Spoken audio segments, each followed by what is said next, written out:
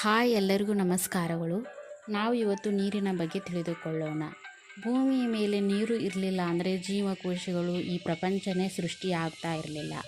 ನೀರಿನಿಂದ ಮನುಷ್ಯರಿಗೆ ಆಗುವ ಉಪಯೋಗಗಳು ಮತ್ತು ಮೊಟ್ಟ ಮೊದಲ ಬಾರಿಗೆ ಭೂಮಿಯ ಮೇಲೆ ನೀರು ಹೇಗೆ ಹುಟ್ಟಿಕೊಳ್ಳಿತು ಮತ್ತು ನೀರಿಗೆ ಕೂಡ ಶಕ್ತಿ ಇರುತ್ತಾ, ಮೆಮೊರಿ ಇರುತ್ತಾ ಎಂಬುದರ ಬಗ್ಗೆ ತಿಳಿದುಕೊಳ್ಳೋಣ.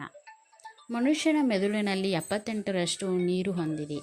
ನೀರು ಅತ್ಯುತ್ತಮ ದ್ರಾವಕವಾಗಿದೆ ಮತ್ತು ಯಾವುದೇ ದ್ರವಕ್ಕಿಂತ ಹೆಚ್ಚು ವಸ್ತುಗಳನ್ನು ಕರಗಿಸುತ್ತದೆ. ನೀರು ಮನುಷ್ಯನ ಜೀವನದಲ್ಲಿ ಅತ್ಯಮೂಲ್ಯವಾಗಿದೆ. ಇಸ್ರೇಲ್ ದೇಶವು ಸಮುದ್ರದ ನೀರನ್ನು ಶುದ್ಧ ನೀರಾಗಿ ಪರಿವರ್ತಿಸುತ್ತದೆ ಮತ್ತು ಬೇರೆ ಕಡೆ ಕೂಡ ರಫ್ತು ಮಾಡುತ್ತಾರೆ. ಭೂಮಿಯ ಹೊರವಲಯದಲ್ಲಿ ಅತ್ಯಂತ ಹೇರಳವಾಗಿ ಸಿಗುವ ಅಣು ಎಂದರೆ ಅದು ನೀರು ಮಾತ್ರ. ಭೂಮಿಯ ಮೇಲೆ 70 ಭಾಗದಷ್ಟು ಸಂಯೋಜನೆಗೊಂಡಿದೆ. ನಿಸರ್ಗದಲ್ಲಿ ಇದು ದ್ರವ, ಘನ ಮತ್ತು ಅನಿಲ ರೂಪದಲ್ಲಿ ಸಿಗುತ್ತದೆ. ವಿಶ್ವ ಜಲ ದಿನವು ಮಾರ್ಚ್ 22ರಂದು ನಡೆಯುವ ವಾರ್ಷಿಕ ವಿಶ್ವಸಂಸ್ಥೆಯು ಆಚರಣೆಯ ದಿನವಾಗಿದೆ.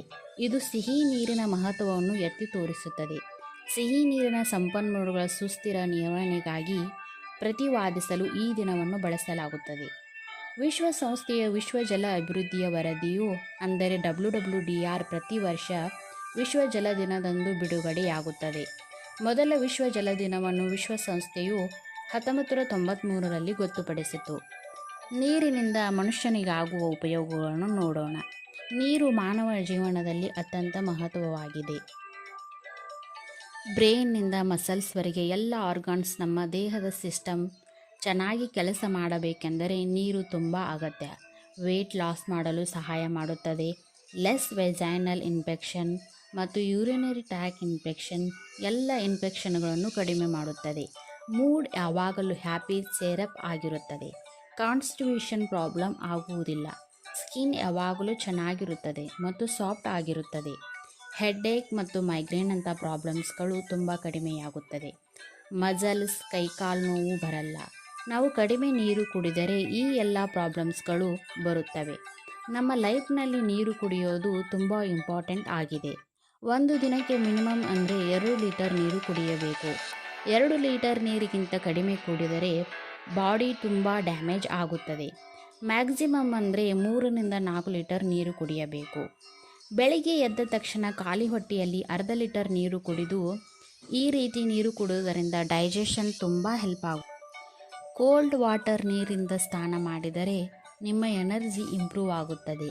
ಇದರಿಂದ ಬ್ಲಡ್ ಸರ್ಕ್ಯುಲೇಷನ್ ಇಂಪ್ರೂವ್ ಆಗುತ್ತದೆ. ಮೂಡ್ ಚೆನ್ನಾಗಿರುತ್ತದೆ. ಡಿಪ್ರೆಷನ್ನಿಂದ ಹೊರಬರಬಹುದು. ಬಾಡಿ ಕೋಲ್ಡ್ ಆದರೆ ಫ್ರೆಶ್ ಬ್ಲಡ್ ಸರ್ಕ್ಯುಲೇಷನ್ ಆಗುತ್ತದೆ. ಹೈ ಬ್ಲಡ್ ಪ್ರೆಷರ್ ಕಮ್ಮಿ ಆಗುತ್ತದೆ. ಬಾಡಿ ರಿಲ್ಯಾಕ್ಸ್ ಕೂಡ ಆಗುತ್ತದೆ. ಕಿಡ್ನಿ ಸ್ಟೋನ್ ಆಗುವುದನ್ನು ತಡೆಗಟ್ಟಬಹುದು. ಇನ್ನು ಹೇಳುತ್ತಾ ಹೋದರೆ ತುಂಬಾ ಇದೆ. ಯಾಕೆಂದರೆ ನಮ್ಮ ಬಾಡಿಯಲ್ಲಿ 78ರಷ್ಟು ವಾಟರ್ ಇದೆ. ಕ್ವಾಲಿಟಿ ಚೆನ್ನಾಗಿರೋ ನೀರನ್ನು ಕುಡಿಯಬೇಕು. ಮನುಷ್ಯರು ಯಾವಾಗಲೂ ಶುದ್ಧ ನೀರನ್ನು ಕುಡಿಯಬೇಕು. ನೀರಿನ ಮೂಲದ ಬಗ್ಗೆ ತಿಳಿದುಕೊಳ್ಳೋಣ. ಅಂದರೆ ಮೊಟ್ಟ ಮೊದಲ ಬಾರಿಗೆ ಭೂಮಿಯ ಮೇಲೆ ನೀರು ಹೇಗೆ ಹುಟ್ಟಿಕೊಳ್ಳಿತು ಎಂದು ನೋಡೋಣ. ನಮ್ಮೆಲ್ಲರಿಗೂ ಗೊತ್ತಿರುವ ರೀತಿ ಭೂಮಿಯ ಮೇಲೆ 71 ಭಾಗದಷ್ಟು ನೀರು ಇದೆ. ಆದರೆ ಹಿಂದಿನ ಕಾಲದಲ್ಲಿ 100ರಷ್ಟು ನೀರಿನಿಂದ ತುಂಬಿತ್ತು. ಈಗಿರುವ ರೀತಿ ಭೂಭಾಗವೇ ಇರಲಿಲ್ಲ. ಎಲ್ಲ ನೀರಿಂದಾನೇ ತುಂಬಿತ್ತು. ಆದರೆ 4.5 ಬಿಲಿಯನ್ ವರ್ಷಗಳ ಹಿಂದೆ ಭೂಮಿಯ ಅಂತರ್ಭಾಗದಲ್ಲಿ ನೀರು ಅನ್ನೋದೇ ಇರಲಿಲ್ಲ. ಅಂದರೆ ಭೂಮಿ ಸೃಷ್ಟಿ ಆಗುವ ಪ್ರಕ್ರಿಯೆಯಲ್ಲಿ ಭೂಮಿಯ ಮೇಲೆ 0% ನೀರು ಇತ್ತು. ಆದರೆ ಇಷ್ಟು ನೀರು ಎಲ್ಲಿಂದ ಬಂತು ಅಂದರೆ ಆ ಸಮಯದಲ್ಲಿ ತುಂಬ ಆಸ್ಟ್ರಾಯ್ಡ್ಸ್ ಭೂಮಿಯನ್ನು ಡಿಕ್ಕಿ ಹೊಡೆಯುತ್ತದೆ. ಅವುಗಳಲ್ಲಿ ತುಂಬ ನೀರು ಇರುತ್ತದೆ. ಭೂಮಿಯ ಮೇಲೆ ಇದ್ದ ತುಂಬ ಬಿಸಿ ವಾತಾವರಣದಿಂದ ಆಸ್ಟ್ರಾಯ್ಡ್ಸ್ ಎಲ್ಲ ಕರಗಿ ಅಬ್ಸರ್ವ್ ಆಗಿ ಅದರಲ್ಲಿ ನೀರು ಇದ್ದು ನೀರು ಎಲ್ಲ ರಿಲೀಸ್ ಆಗಿ ಹೋಗುತ್ತೆ. ಆ ಆಸ್ಟ್ರಾಯ್ಡ್ಸ್ಗಳಲ್ಲಿ ನೀರು ಎಷ್ಟು ಇತ್ತು ಅಂದರೆ ಆ ನೀರು ಪೂರ್ತಿ ಭೂಮಿಯನ್ನೆಲ್ಲ ಆವರಿಸಿ ಬಿಡುತ್ತದೆ. ಆ ಭೂಭಾಗದಲ್ಲಿ 100ರಷ್ಟು ನೀರು ಇರುತ್ತದೆ. ನೆಲ ಅನ್ನೋದೇ ಇರುವುದಿಲ್ಲ. ಆದರೆ ಕಾಲಕ್ರಮೇಣ ಭೂಮಿ ತಣ್ಣಗಾಗುತ್ತದೆ. ತುಂಬ ಪ್ರಮಾಣದ ನೀರು ಅರ್ತ್ ಮೆಂಟಲ್ಗೆ ಅಬ್ಸರ್ವ್ ಆಗುತ್ತದೆ. 3.2 ಬಿಲಿಯನ್ ವರ್ಷಗಳ ಹಿಂದೆ ಭೂಮಿಯ ಮೇಲೆ ಮೊಟ್ಟ ಮೊದಲು ನೆಲ ಸಮುದ್ರದ ಮೇಲೆ ಬರುತ್ತದೆ.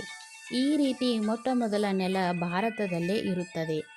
ಅದ್ಯಾವ ಪ್ರದೇಶ ಎಂದರೆ ಜಾರ್ಖಂಡ್.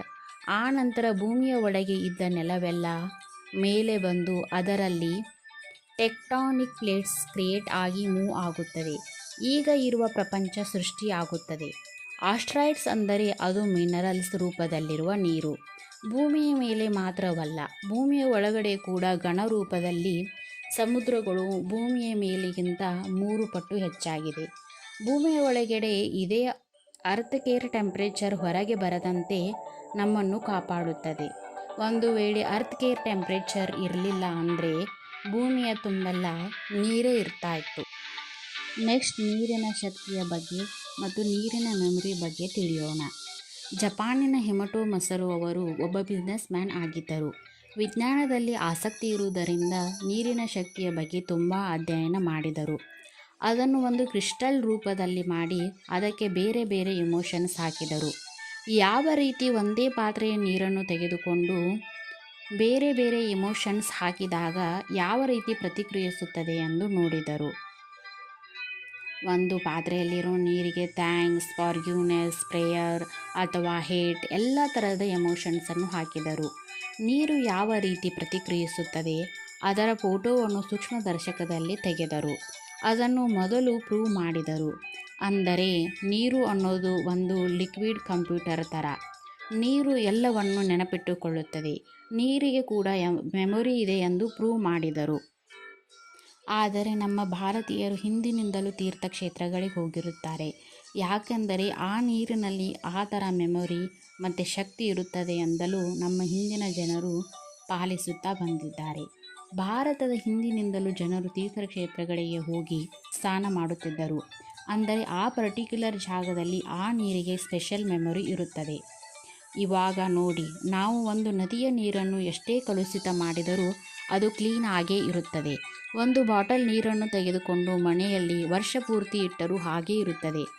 ಆದರೆ ಬಿಸ್ಲೇರಿ ವಾಟರನ್ನು ತೆಗೆದುಕೊಂಡು ಸ್ವಲ್ಪ ದಿನದಲ್ಲಿ ಹಾಳಾಗುತ್ತದೆ. ಅದಕ್ಕೆ ನದಿಯ ನೀರಲ್ಲಿ ಅಷ್ಟು ಶಕ್ತಿ ಮತ್ತು ಮೆಮೊರಿ ಇರುತ್ತದೆ. ಅಲ್ಲಿ ಹೋಗಿ ಸ್ನಾನ ಮಾಡಿದರೆ ನಮ್ಮ ಪಾಪಗಳೆಲ್ಲ ಹೋಗುತ್ತೆ ಎಂದು ನಮ್ಮ ಪೂರ್ವಜರು ಹೇಳುತ್ತಾರೆ. ಆ ಜಾಗದಲ್ಲಿ ದೇವರ ಶಕ್ತಿ ಮತ್ತು ಸಾಧು ಸಂತು ಋಷಿಮುನಿಗಳು ಸ್ನಾನ ಮಾಡಿರುತ್ತಾರೆ. ಅದಕ್ಕೆ ಅಲ್ಲಿ ಸ್ಪೆಷಲ್ ಎನರ್ಜಿ ಬಂದಿರುತ್ತದೆ. ನಮ್ಮ ದೇಹದಲ್ಲಿ ಜಾಸ್ತಿ ನೀರು ಇರುತ್ತದೆ. ನಾವು ಹೊರಗಿನಿಂದ ಸ್ನಾನ ಮಾಡಿದಾಗ ನಮ್ಮ ದೇಹದಲ್ಲಿನ ಅಣುಗಳು ಮತ್ತು ನೀರಿನ ಅಣುಗಳಿಗೆ ಸಾಮ್ಯತೆ ಇದೆ. ಅದು ಒಂದಕ್ಕೊಂದು ಪ್ರತಿಕ್ರಿಯಿಸುತ್ತದೆ. ಆದ್ದರಿಂದ ನಾವು ಸ್ನಾನ ಮಾಡಿದಾಗ ಫ್ರೆಶ್ನೆಸ್ ಬರುತ್ತದೆ ಮತ್ತು ಆರಾ ಕ್ಲೆನ್ಸಿಂಗ್ ಆಗುತ್ತದೆ. ಆದ್ದರಿಂದ ನಾವು ತೀರ್ಥ ಸೇವನೆ ಮಾಡಿದಾಗ ದೇವಸ್ಥಾನದ ಶಕ್ತಿ ನೀರಿನಲ್ಲಿ ಹೋಗಿ ಪ್ರಾಣಶಕ್ತಿಯನ್ನು ಆಹ್ವಾನ ಮಾಡಿರುತ್ತಾರೆ. ದೇವರ ಮೂರ್ತಿಯ ಮೇಲೆ ನೀರು ಹಾಕಿ ಮಂತ್ರ ಹೇಳಿ ಪೂಜೆ ಮಾಡಿರುತ್ತಾರೆ. ಆ ಶಕ್ತಿ ನೀರಿನಲ್ಲಿ ಕೂಡಿರುತ್ತದೆ. ಅದು ಮೆಮೊರಿಯನ್ನು ಹಿಡಿದುಕೊಂಡಿರುತ್ತದೆ. ಅದನ್ನು ನಾವು ತೀರ್ಥ ತೆಗೆದುಕೊಂಡಾಗ ನಮ್ಮೊಳಗೆ ಎನರ್ಜಿ ಸಿಂಕ್ರನೈಸ್ ಆಗುತ್ತದೆ. ದೇಹದೊಳಗೆ ಎನರ್ಜಿ ರಿಸೀವ್ ಆಗುತ್ತದೆ. ಅದಕ್ಕೋಸ್ಕರ ಒಂದು ಹನಿ ತೀರ್ಥಕ್ಕೆ ಅಷ್ಟು ಬೆಲೆ ಇರೋದು. ನೀರಿಗೆ ಮಂತ್ರ ಹಾಕಿ ಕುಡಿಯೋದರಿಂದ ನಮ್ಮ ಬಾಡಿ ಸಮಸ್ಯೆಗಳು ಕ್ಲಿಯರ್ ಆಗುತ್ತದೆ. ನೀರಿಗೂ ಕೂಡ ವೈಬ್ರೇಷನ್ ಇಂದ ಎನರ್ಜಿ ಕ್ರಿಯೇಟ್ ಆಗುತ್ತದೆ. ಅದಕ್ಕೆ ನೀರಿನಲ್ಲಿ ಎನರ್ಜಿ ಪಾಸ್ ಆಗುತ್ತದೆ. ವೈಬ್ರೇಷನ್ ಕ್ರಿಯೇಟ್ ಮಾಡಿದಾಗ ಆ ನೀರು ನೆನಪಿಡುತ್ತದೆ. ಆ ಶಕ್ತಿ ನೀರಿನಲ್ಲಿ ನಿಲ್ಲುತ್ತದೆ. ಆದ್ದರಿಂದ ನಮ್ಮ ದೇಹದಲ್ಲಿ ಇಂಬ್ಯಾಲೆನ್ಸ್ ಆಗದಿರೋ ಎಲ್ಲ ಸರಿಯಾಗಿ ಆಗುತ್ತದೆ. ನಮ್ಮ ಪ್ರಾಬ್ಲಮ್ಸ್ ಕೂಡ ಸಾಲ್ವ್ ಆಗುತ್ತದೆ. ಇದೆಲ್ಲವೂ ಕೂಡ ಸೈಕಾಲಜಿ ಪ್ರಕಾರ ಪ್ರೂವ್ ಆಗಿರೋದೆ. ವಾಟರ್ ಮ್ಯಾನಿಫೆಸ್ಟೇಷನ್ ಕೂಡ ಮಾಡ್ತಾರೆ.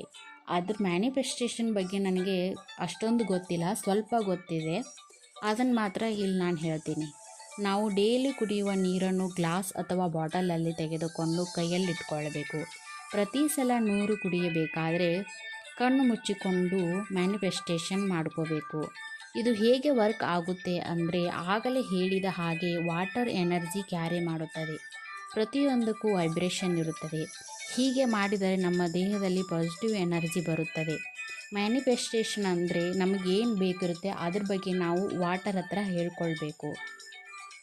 ಆಗ ಅದರಲ್ಲಿ ಎನರ್ಜಿ ವೈಬ್ರೇಷನ್ನಿಂದ ಎನರ್ಜಿ ಕ್ರಿಯೇಟ್ ಆಗುತ್ತದೆ. ಮತ್ತು ನೀರಿಗೆ ಮೆಮೊರಿ ಕೂಡ ಇದೆಯಲ್ಲ, ಅದನ್ನು ಹಿಡಿದಿಟ್ಟುಕೊಳ್ಳುತ್ತದೆ. ಆಮೇಲೆ 5 ನಿಮಿಷ ಆದಮೇಲೆ ನಾವು ಆ ನೀರನ್ನು ತೆಗೆದುಕೊಳ್ಬೇಕು. ನಮ್ಮ ದೇಹದಲ್ಲಿರುವ ಕಾಯಿಲೆಗಳು ಎಲ್ಲ ಹೋಗುತ್ತೆ ಮತ್ತು ನಮ್ಮ ದೇಹದಲ್ಲಿ ಪಾಸಿಟಿವ್ ಎನರ್ಜಿ ಬರುತ್ತದೆ. ಹೀಗೆ ಹೇಳುತ್ತಾ ಹೋದರೆ ಇನ್ನೂ ತುಂಬ ಇದೆ. ನಾವೆಲ್ಲರೂ ಸೇರಿ ನೀರಿನ ಸಂರಕ್ಷಣೆ ಮಾಡೋಣ. ನೀರಿನ ಮಹತ್ವ ಬೇಸಿಗೆ ಕಾಲದಲ್ಲಿ ಎಲ್ಲರಿಗೂ ಗೊತ್ತೇ ಇರುತ್ತದೆ. ನೀರು ನಮ್ಮ ಜೀವಜಲ ಆಗಿದೆ. ಅದಕ್ಕೆ ನಾವು ಪ್ರಜ್ಞಾಪೂರ್ವಕವಾಗಿ ನೀರನ್ನು ಬಳಸಬೇಕು. ಎಲ್ಲರಿಗೂ ಧನ್ಯವಾದಗಳು.